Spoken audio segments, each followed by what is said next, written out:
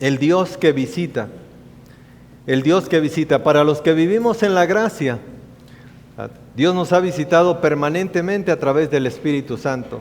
Él mora en nosotros. Pero hay visitas específicas del Señor que hace con un propósito a nuestras vidas. Y de eso quiero hablar esta tarde con ustedes. La visitación es una expresión común en el Antiguo Testamento, precisamente por esta condición, porque no era permanente, ¿verdad? Entonces había visitas muy específicas del Señor, y la palabra que se utiliza en hebreo es pakat, una palabra en griego que se llama pakat, en hebreo. Pero tiene un significado un poco diferente al uso que nosotros le damos a la visita, a nuestra palabra en español. Aunque el sentido es parecido, lo vamos a ver ahorita, ¿verdad? Pero esta palabra en hebreo tiene varias aplicaciones, ¿verdad? La misma palabra para visitar significa castigar, designar, contar, y eso me llama mucho la atención, es como el uso principal, contar, cuidar, pasar revista, ser enumerado. Este es el sentido de esta palabra.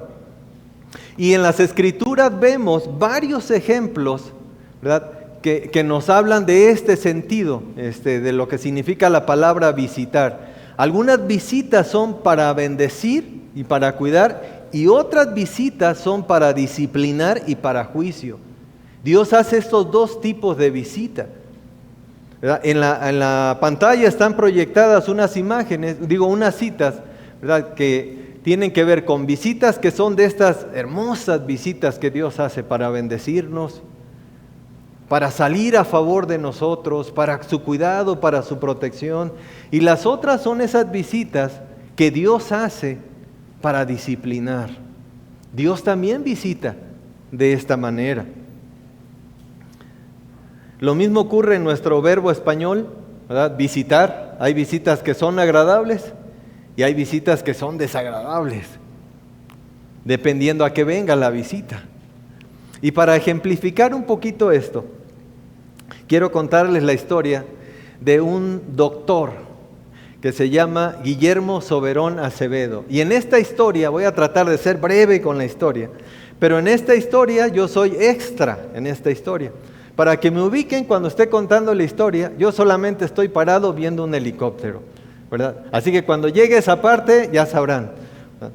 Alguien me dijo una vez, salí en una película de Denzel Washington, que filmaron aquí en México. Le dije, ¿en dónde sales? Dice, me contrataron de extra. Dice, hay una escena donde la gente va corriendo. Dice, y ahí estoy, no me veo. Dice, pero ahí salgo. Así que más o menos es así mi participación en esta historia. Pero quiero que piensen en esto. Una misma visita puede tener dos propósitos. El doctor Guillermo Soberón Acevedo fue rector de la UNAM, fue un catedrático e investigador muy reconocido. Fue rector de la UNAM en 2 periodos. Fue secretario de Salud de México. En el periodo de 1982 al 88 era el presidente Miguel de la Madrid. Y siendo un apasionado por la investigación, y por la labor social, él fomentó la creación de las clínicas rurales en México, que en toda comunidad, por muy apartada que estuviera, ¿verdad?, hubiera una pequeña clínica equipada.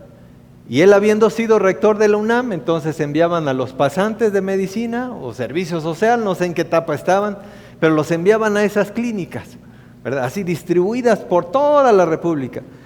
Donde nosotros nacimos, ¿verdad?, encaja con esta descripción, una pequeña población rural allá en medio de la nada, ¿verdad? Así que nos hicieron una pequeña clínica y nos enviaban cada año, cambiaba el doctor. Ahora entiendo por qué cambiaba cada año, ¿verdad? Pero iba un joven o una señorita, y ahí estaban un año. Pero este doctor tenía una particularidad. En su oficina tenía un pizarrón, un mapa de México.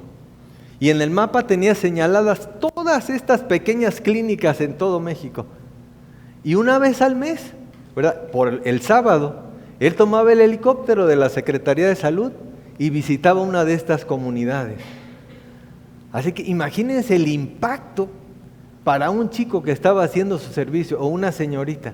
allá refundido en medio de la nada, y un día llegaba un helicóptero con el secretario de salud y te llegaba a saludar. Dicen que solamente los saludaba, tomaba un vaso de agua con ellos, les preguntaba cómo estaba, cómo iba, las necesidades de la población, y eso era todo, ¿verdad? Aquí va la parte de la historia. Un día estamos, un sábado, ¿verdad?, en esa pequeña comunidad donde nosotros vivimos y escuchamos un sonido, y de repente vemos una cosa que empieza a bajar, ¿verdad? Un helicóptero. Era la primera vez que veíamos un helicóptero. Yo tenía 8 o 10 años más o menos. Entonces vemos que esa cosa empieza a bajar y a levantar tanto polvo ahí en la playa donde estaba bajando. Entonces todos los niños pues obviamente corrimos, ¿no?, a ver ese espectáculo.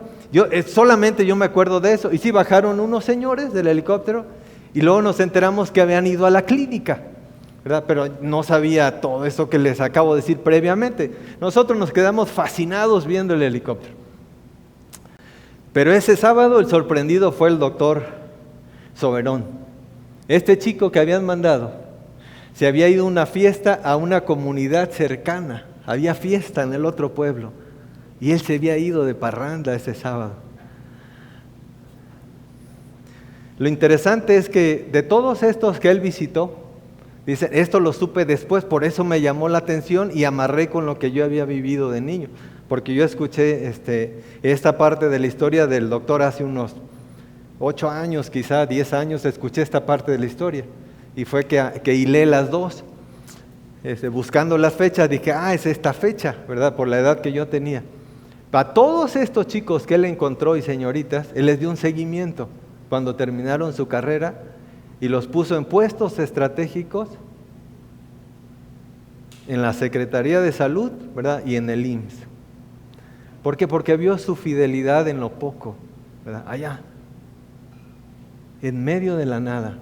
Pero pienso en este chico que no estuvo, ¿verdad?, cuando le dijeron que había llegado el secretario de Salud a visitarlo, ¿verdad? No sé qué fue de él, ¿verdad? Así que una misma visita, ¿verdad?, con dos resultados muy, muy diferentes. Así que si me ubicaron, yo estaba ahí junto al helicóptero, con todos esos niños.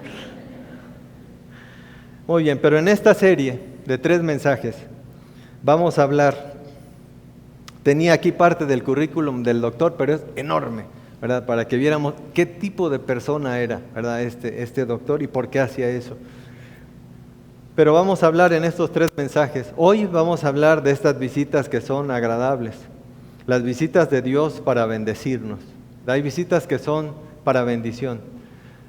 En 8 días vamos a hablar de las visitas que Dios hace a nuestra familia, de manera personal, hermanos, para disciplina, porque también Dios visita de esa manera.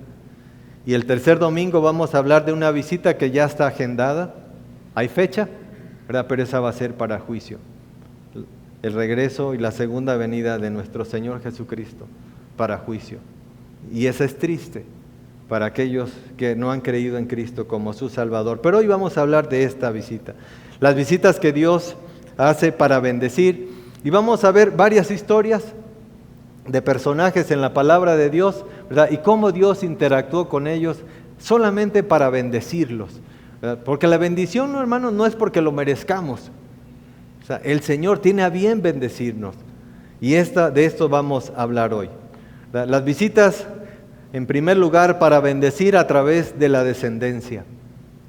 En la palabra de Dios vemos que cada uno de nuestros hijos, si Dios les ha dado a ustedes, ¿verdad?, esa bendición de ser padres, ¿verdad?, cada uno de tus hijos es una bendición, una visita del Señor a tu vida, ¿verdad? Y lo vemos en la vida de Abraham y de Saraí, en primer lugar.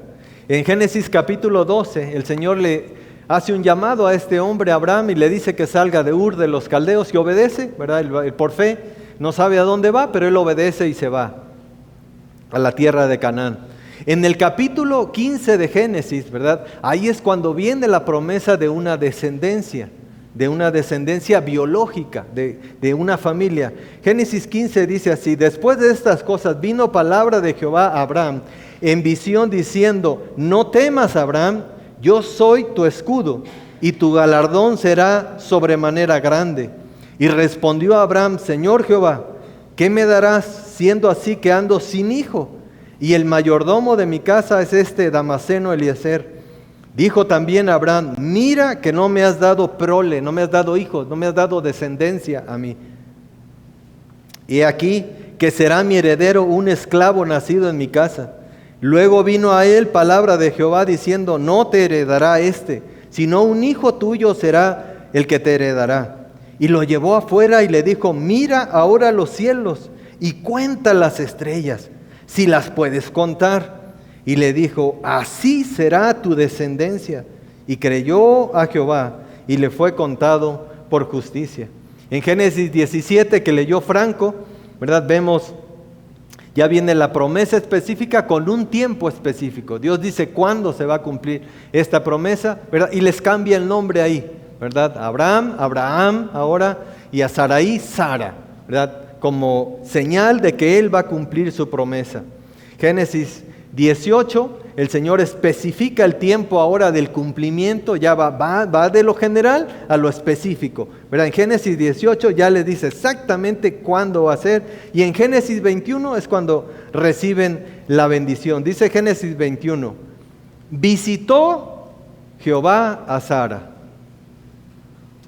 Cada una de ustedes, hermanas que están aquí, ¿verdad? Cada una de ustedes que Dios les ha dado este don de ser madres, ¿verdad? Dios les ha visitado. Visitó Jehová a Sara, como había dicho, e hizo a Jehová con Sara como había hablado.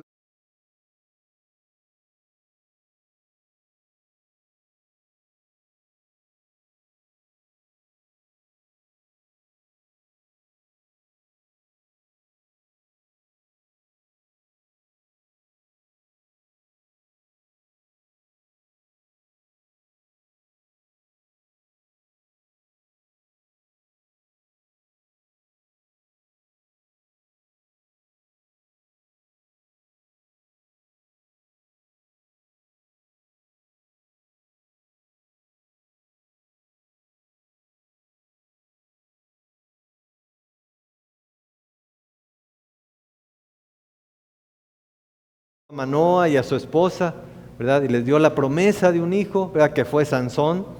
Hace unos meses predicamos acerca de Sansón y el mensaje fue el potencial desperdiciado, ¿verdad? De Sansón, un joven con tanto potencial y lo mandó a la basura todo. Así que visitó a Manoa, a su esposa. Dios visitó a María, a la Virgen María, a Zacarías y a Elizabeth, ¿verdad? Del cual nació Juan el Bautista. Recientemente Chuy y Cari los tengo aquí, ¿verdad? En mis apuntes. Dios visitó a Chuy y a Cari, ¿verdad? Con Esteban. Visitó a Oscar y a Mayrani, ¿verdad? Con su nena también. Son visitas de Dios. Así que yo quiero que pienses en esto, papás, ¿verdad? Dios te visitó con un propósito y ha depositado vida en tus manos. Te ha dado el privilegio de formarlos un tiempo, porque un día van a volar. Pero mientras los tengas, ¿verdad? Dios te ha concedido ese privilegio de formar a esa vida, ¿verdad? De cuidar su corazón para lo que Él quiere hacer con esa vida que les confió, que les dio a ustedes. Por eso es que vamos a dar cuenta de nuestros hijos un día. Pero hay dos tipos de descendencia: la biológica, de esta que estamos hablando, y la espiritual. Salmo 127:3 se refiere a la descendencia biológica. Herencia de Jehová son los hijos. Quizá Dios no te ha dado el privilegio de tener hijos. Quizá Dios así lo quiso. Pero hay una bendición aún más importante, y es la espiritual. Primera de Juan, capítulo 2, 1 y 2, 18. El apóstol Juan, escribiendo, dice: hijitos míos, estas cosas os escribo, hablando, ¿verdad?, de estos hijos en la fe, de estos que él había ganado para Cristo. Ahora Pablo en primera de Timoteo 1 dice: Pablo, apóstol de Jesucristo, por mandato de Dios nuestro Salvador y del Señor Jesucristo nuestra esperanza, a Timoteo, verdadero hijo en la fe. No tenemos registros de hijos biológicos del apóstol Pablo, pero su descendencia espiritual, hermanos, ¿quién la puede contar? La de Pablo. Filemón versículo 10 dice: te ruego por mi hijo Onésimo, hablando de una persona, a quien engendré en mis prisiones, significa a quien gané para Cristo en la cárcel, ¿verdad? Él es mi hijo espiritual. Isaías 53:10, ¿verdad? Este texto siempre me ha conmovido, hablando del Señor Jesucristo. Cuando haya puesto su vida en expiación por el pecado, verá linaje, vivirá por largos días. No tuvo hijos biológicos el Señor Jesucristo, pero cada uno de los que han creído en Cristo como su Salvador son sus hijos espirituales, o somos sus hijos espirituales. Quizá eres joven, quizá aún no te has casado, quizá eres una señorita, un joven, pero Dios te ha concedido este privilegio de tener hijos espirituales. Así que hay dos descendencias que podemos levantar, una descendencia biológica y una descendencia espiritual. Así que Dios hace este tipo de visitas, pero también Dios nos visita para bendecir con provisión. Y en este me voy a detener un poco más, hermanos, porque muchos de nuestros problemas como cristianos, muchos de nuestros problemas familiares tienen que ver cuando hay falta de provisión en el hogar y tomamos decisiones equivocadas en este momento, cuando llega la escasez, cuando las circunstancias son complicadas, muchas veces tomamos decisiones equivocadas porque olvidamos esto, ¿verdad? Que Dios visita a sus hijos con provisión. Veamos la historia, ¿verdad? de una familia en Belén. Ruth, capítulo 1, versículos 1 al 6. Aconteció en los días que gobernaban los jueces, terribles tiempos de los jueces, ¿verdad? Fue el tiempo, creo, de mayor desobediencia del pueblo de Israel. Desobedecían, Dios los disciplinaba, se arrepentían, volvían a Dios, ¿verdad? Un tiempo estaban bien y volvían otra vez a la idolatría, se volvían a desviar, su corazón se iba tras los ídolos, ¿verdad? Y olvidaban la fidelidad de Dios. Este fue el tiempo de los jueces y Dios trae disciplina a su pueblo, ¿verdad? Por esta rebeldía, Dios trae disciplina, hermanos, ¿verdad? De eso vamos a hablar en 8 días, pero esto es lo que está pasando aquí. Dice que hubo hambre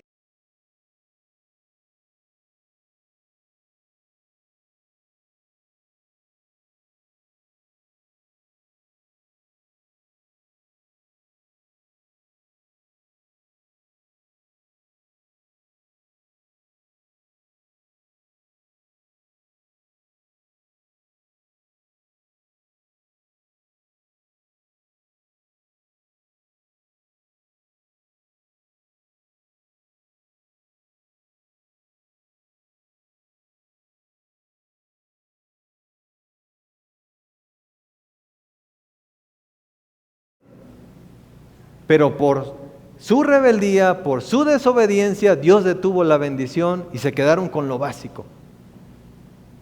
Por eso dice que había escasez de pan. ¿Y qué hacen en medio de la escasez? Se van entonces a Moab. Moab, el Señor les había dicho una y otra vez, hermano, no vayan a Moab, no emparenten con Moab. Moab significaba la desobediencia, el pecado. Es exactamente lo que Dios sigue diciendo ahora. No te unas en yugo desigual, vas a sufrir. No te endeudes, ¿verdad? No seas deudor de nadie, no salgas por aval de nadie, ¿verdad? Esos principios que Dios, hermanos, ha puesto para cuidarnos, para protegernos. Así que en medio de la desesperación, esta familia se va a Moab, justo a donde Dios había dicho que no se fueran. Y él y su mujer y sus 2 hijos. Versículo 2, el nombre de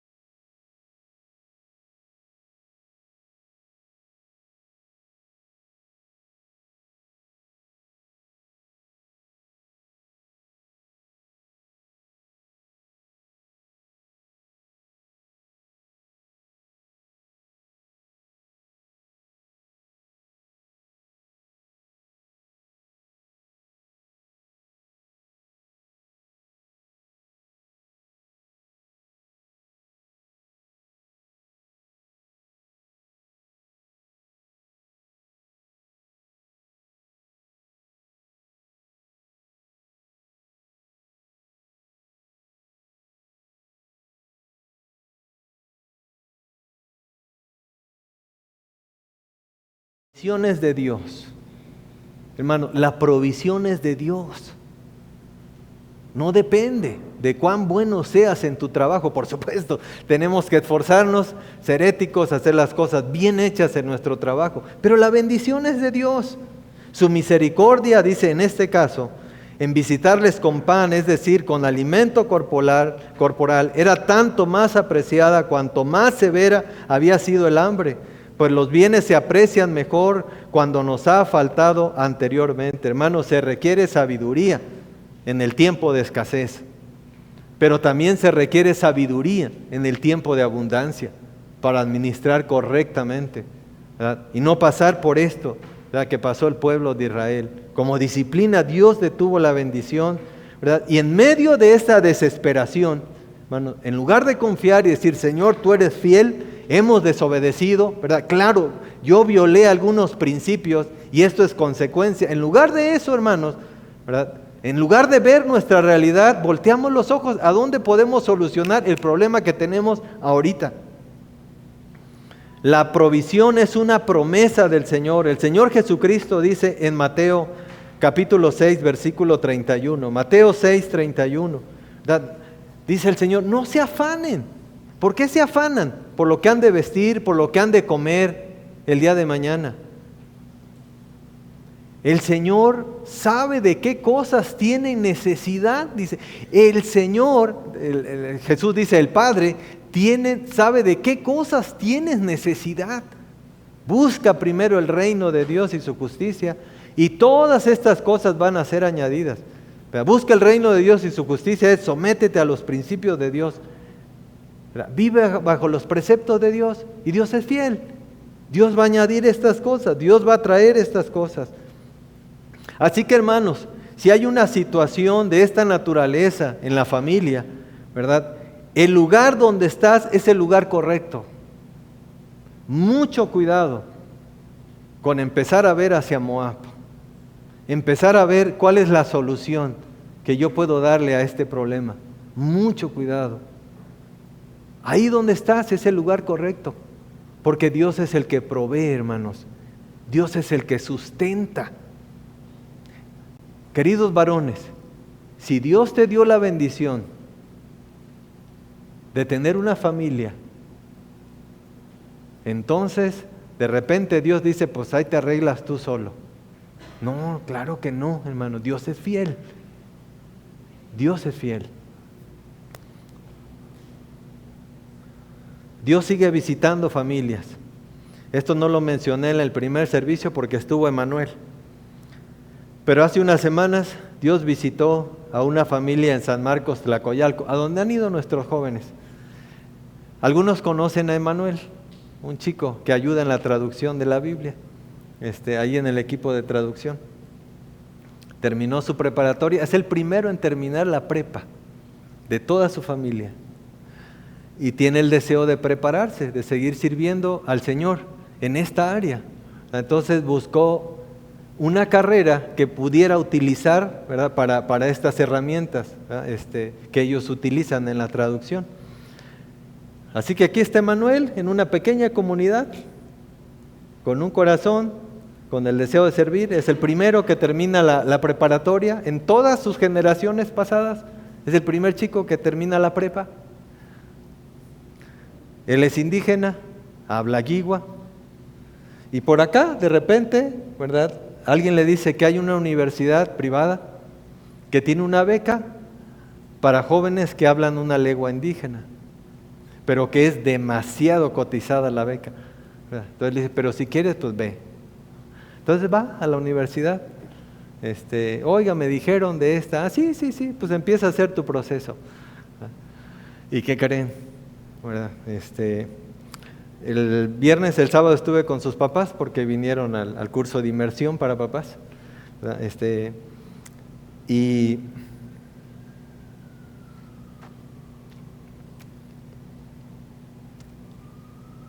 estaban llorando los dos cuando yo fui por ellos. Fui a las 9:30 de la noche a recogerlos a la universidad. Y me dijo, no teníamos idea de dónde el Señor lo trajo. Cuando nos dijeron cuánto costaba la carrera, casi 2 millones de pesos, la carrera completa. Dijo, dice, no cabe en nuestra mente la cifra. Le dieron beca al 100. Seguro médico. La beca no cubre hospedaje. Pero le dije, ¿y cómo le van a hacer para Emanuel? Pues estamos viendo dónde lo acomodamos, dónde.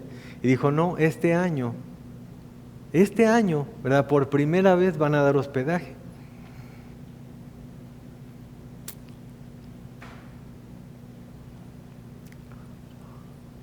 Al primer semestre, ¿verdad? Para que el chico, son chicos que vienen en esta condición, ¿verdad? Se adapte, ¿verdad? No tengan que estar buscando dónde rentar. Dice, así que el primer mes está cubierto.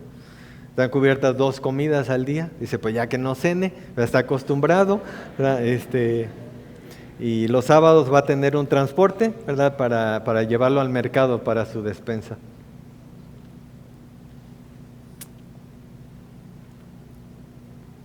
Hermanos, este es el tipo de visitas, ¿verdad?, que nos gustaría recibir con nuestros hijos. Pero ¿por qué, hermanos? Porque es la gracia de Dios, ¿verdad? De un corazón, de una familia, ¿verdad? El hermano me decía, el papá, me dijo, pero ni yendo a trabajar al norte, hermano, puedo pagar un semestre, ¿verdad? El hermano es albañil, su papá. Así que, hermanos, ¿verdad? A veces estamos tan preocupados, ¿verdad?, por pequeñas cosas, y eso nos lleva a tomar malas decisiones. Dejen que Dios muestre el camino, dejen que Dios abra la puerta. Así es como Dios actúa. Así que Dios visita con provisión, pero también Dios visita con sabiduría, porque necesitamos sabiduría para la toma de decisiones en cada aspecto de nuestra vida, ¿verdad? Y vemos el caso de Salomón cuando era un joven, ¿verdad? Con un joven de verdad con un corazón, con temor de Dios, con deseos de servirle, con deseos de honrar a Dios, y luego lo perdimos a Salomón, ¿verdad? Descuidó su relación con Dios, su comunión, y lo perdimos. Pero cuando él está en este punto, ¿verdad?, en que es designado rey, ¿verdad?, dice el Segunda de Crónicas, capítulo 1, versículo 7, y aquella noche se le apareció Dios a Salomón y le dijo, pídeme lo que quieras que yo te dé. Y Salomón le dijo a Dios, ¿verdad?, resumiendo la historia, dame ahora sabiduría y ciencia para presentarme delante de este pueblo, porque ¿quién podrá gobernar a tu pueblo tan grande? Hermanos, y esta es una pregunta, ¿verdad?, que nosotros deberíamos hacernos. ¿Quién podrá formar una familia estable en estos tiempos tan peligrosos?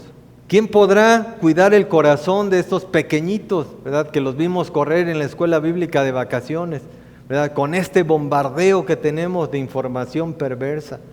¿Quién podrá cuidar su matrimonio como Dios quiere? ¿Quién podrá ser el varón, ¿verdad?, que sea esposo, que ame a su esposa como Cristo ama a la iglesia? ¿Quién podrá ser esa esposa, ¿verdad?, que ame a su esposo como la iglesia ama y respeta a Cristo? ¿Quién podrá ser el hijo que honre a sus padres, estén presentes o no lo estén? ¿Quién podrá ser el cristiano que viva en victoria a la luz de la palabra de Dios? Hermano, esos son nuestros retos. ¿Y qué necesitamos para eso? Sabiduría. Sabiduría.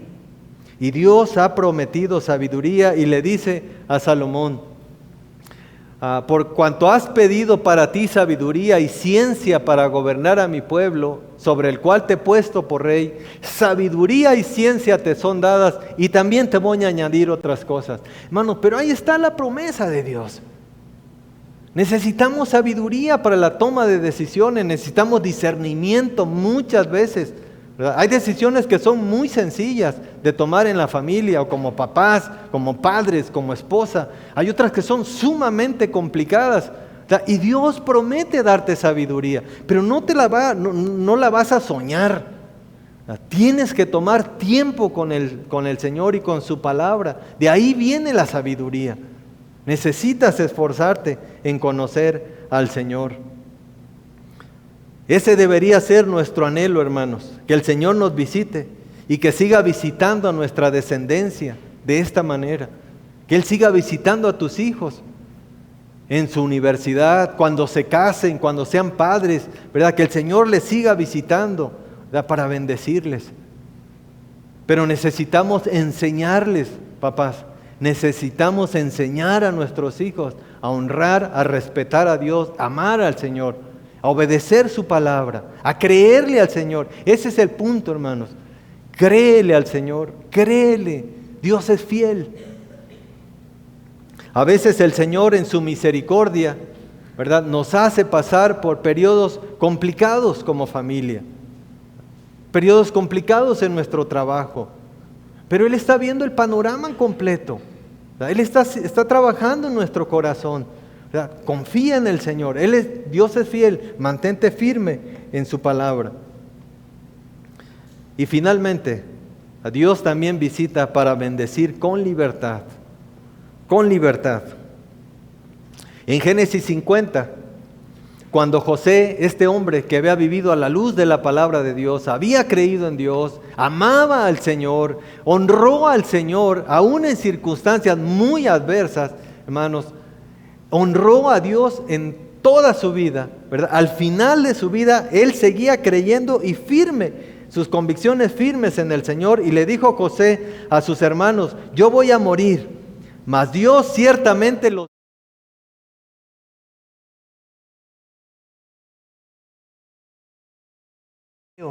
Dios les visitará y les hará subir de esta tierra, la tierra que juró a Abraham, a Isaac y a Jacob. E hizo jurar José a los hijos de Israel diciendo: Dios otra vez ciertamente los visitará y harán llevar de aquí mis huesos. Y Dios los visita un poco más de 200 años de este evento. Dios los visita, ¿verdad?, en ese encuentro que tiene con Moisés, ahí en la zarza que está ardiendo. Y en Éxodo capítulo 3, versículo 16, Dios le dice a Moisés: ve y reúne a los ancianos de Israel y diles: Jehová, el Dios de vuestros padres, el Dios de Abraham, de Isaac y de Jacob, me apareció diciendo, y escuchen, en verdad os he visitado y he visto lo que hacen en Egipto, y he dicho: los sacaré de la aflicción. No sé cuál es la situación que estás viviendo. No sé cómo te encuentras, pero quiero que escuches lo que Dios dice. Te he visitado y te he visto. Te he visitado y te he visto, y te voy a sacar de esta aflicción. Ahí está la promesa del Señor. Sofonías 2:7 dice: será aquel lugar para el remanente de la casa de Judá. Allí apacentará en las casas de Ascalón, dormirán de noche. Me encanta esta frase, hermanos, dormirán de noche. Significa van a descansar. ¿Cuántas veces nos hemos acostado, hermanos, y me pongo en primer lugar en la fila y no podemos dormir? Te acuestas, pero la mente está tan activa por la preocupación a que no descansas. Y esta hermosa promesa, y dice: y dormirán de noche. Porque Jehová su Dios los visitará y levantará su cautiverio. Esta era una promesa para el pueblo de Israel cuando estaba cautivo en Babilonia. Dios le dijo: un día los voy a sacar de ahí y los voy a llevar nuevamente a su tierra, y ese día van a descansar. Dios es fiel. Pero hermanos, si esto es hermoso, esta liberación que Dios hizo con su pueblo, ¿verdad?, déjame decirte que era solamente una sombra, nada más, de una verdadera libertad que iba a ser eterna y duradera. Y esta libertad es la que Cristo nos da, porque Cristo nos ha visitado para verdadera libertad. Esta es la verdadera libertad. Ellos experimentaron algo de libertad, pero luego eran cautivos nuevamente. Pero la verdadera libertad viene cuando tomamos esta decisión. Juan 8:31 dice: dijo entonces Jesús a los judíos: que habían creído en Él: si vosotros permaneciereis en mi palabra, seréis verdaderamente mis discípulos y conoceréis la verdad, y la verdad os hará libres. Así que si el Hijo os libertare, seréis verdaderamente libres. Hay una verdadera libertad, nada más. Y no es la religión, no es la filosofía. Nadie te va a sacar de ese estado en el que está tu corazón y de ese estado de confusión. La única libertad es Cristo. Es el único que da verdadera libertad. ¿Y cuándo se experimenta esta libertad? Cuando vienes a Cristo y confías en Él. Ese día que depositaste tu fe en Cristo y experimentaste ese perdón. El saberte perdonado, el saber que todo tu pasado y todo tu pecado fue arrojado al fondo del mar.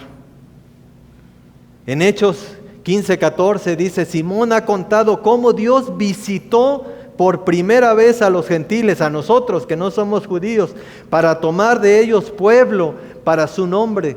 Está hablando del Evangelio. Cuando el Evangelio llega, es una visita. Cuando el mensaje de salvación llega a una persona, es una visita de Dios, y Dios sigue visitando. Visita para bendecir con descendencia, visita para bendecir con provisión, visita para bendecir con sabiduría y visita para bendecir con libertad.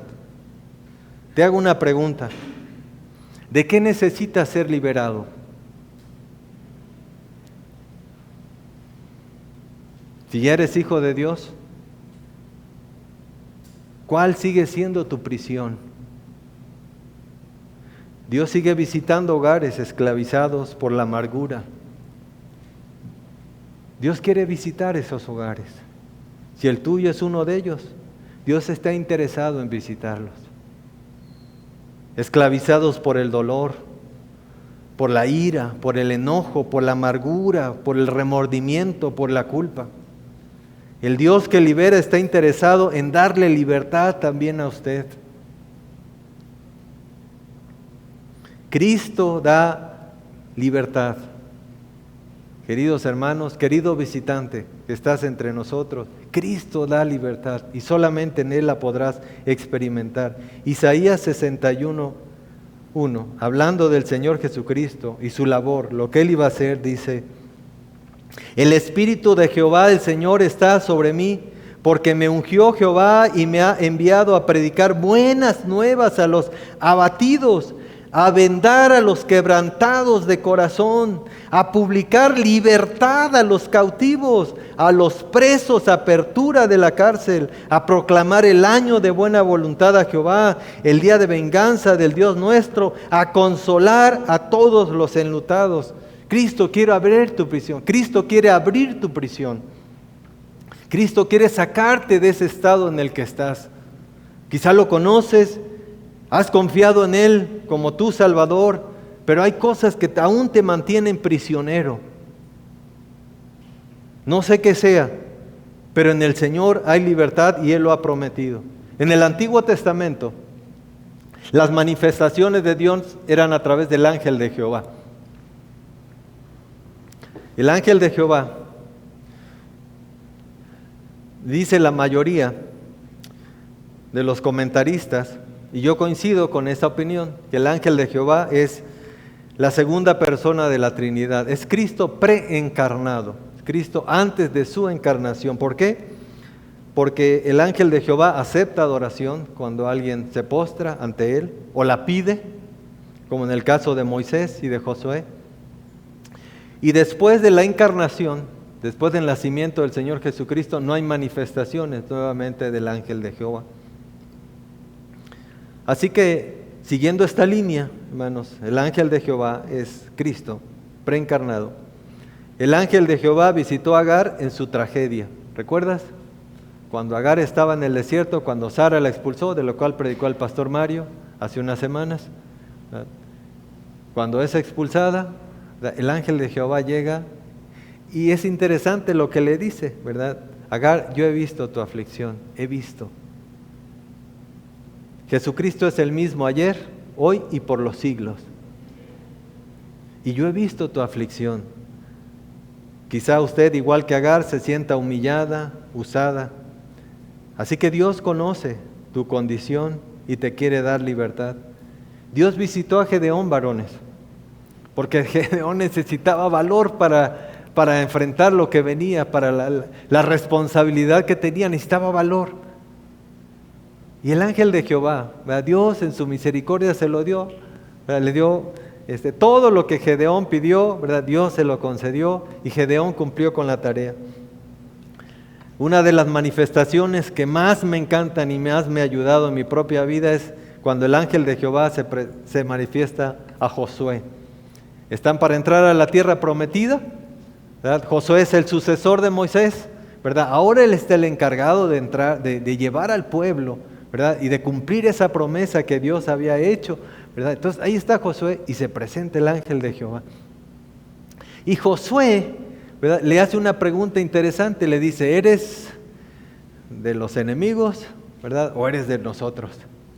Y la respuesta es aún más interesante, porque el ángel de Jehová le dice, no, Josué, ni soy de ellos, ni soy tuyo.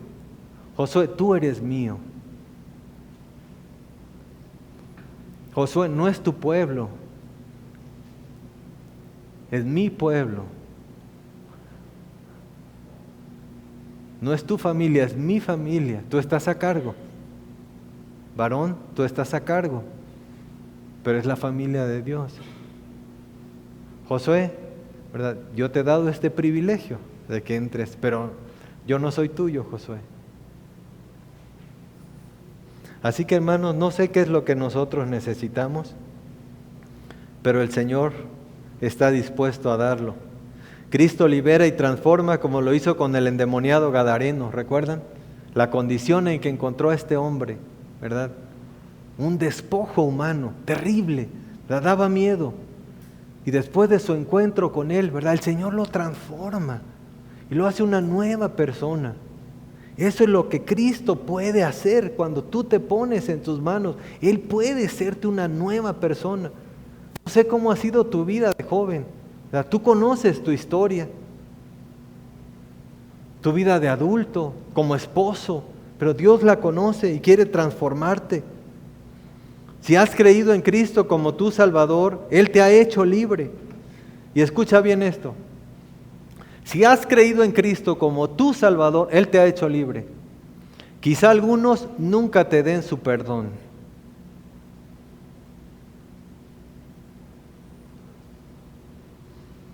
Quizá para algunos vas a seguir siendo la misma persona que eras antes de conocer a Cristo. Y nunca te van a dar su perdón. Pero Cristo te ha perdonado. Cristo te ha limpiado. Cristo te ha transformado.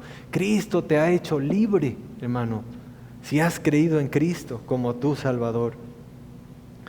Así que si somos hijos de Dios, tenemos todo en Él. Y Dios está interesado en visitarnos de esta manera. Visitarnos para bendición, hermanos. Y eso es lo que debemos anhelar, ¿verdad? Que Dios nos visite de esta manera. Y para concluir, quiero decirte a ti que estás entre nosotros, pero que no tienes una relación personal con Cristo. Has escuchado de Dios, quizá practicas alguna religión, pero quiero decirte lo que la palabra de Dios dice en Gálatas 1:3. Gracia y paz sean a vosotros, de Dios el Padre y de nuestro Señor Jesucristo, el cual se dio a sí mismo por nuestros pecados para librarnos del presente siglo malo. La razón por la que Cristo fue a la cruz eres tú. La razón por la que Cristo derramó su sangre en la cruz son tus pecados. Y Él está ansioso de que abras tu corazón y Él te dé su perdón.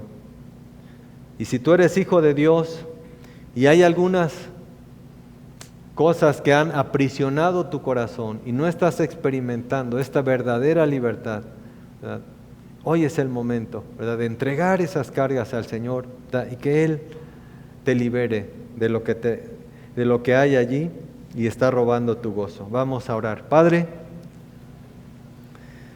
Gracias te damos, bendito Señor,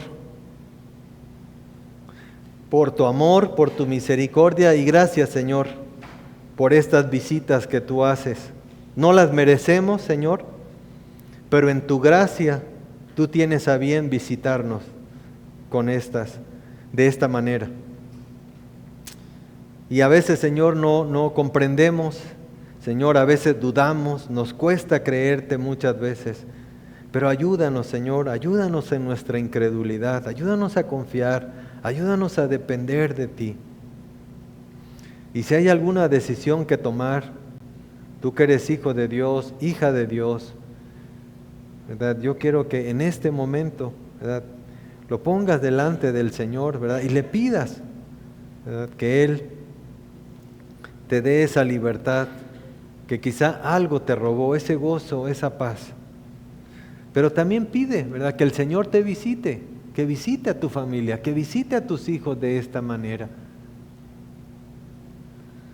Y para usted, para ti, joven o señorita que estás con nosotros y no tienes a Cristo en tu corazón, yo quiero hacerte esta invitación que el Señor hace. Él dice en su palabra que Él se entregó para liberarte. Y no una libertad temporal, sino una libertad eterna. Está hablando del perdón de tus pecados. Darte libertad de la condenación. Así que hoy es el día. Hoy es el día para depositar tu fe en Cristo. Si estás tomando esta decisión, yo quiero pedirte que ores conmigo y digas: Señor Jesús, yo entiendo que soy pecador, tú conoces mi vida, la conoces muy bien, y he pecado, Señor.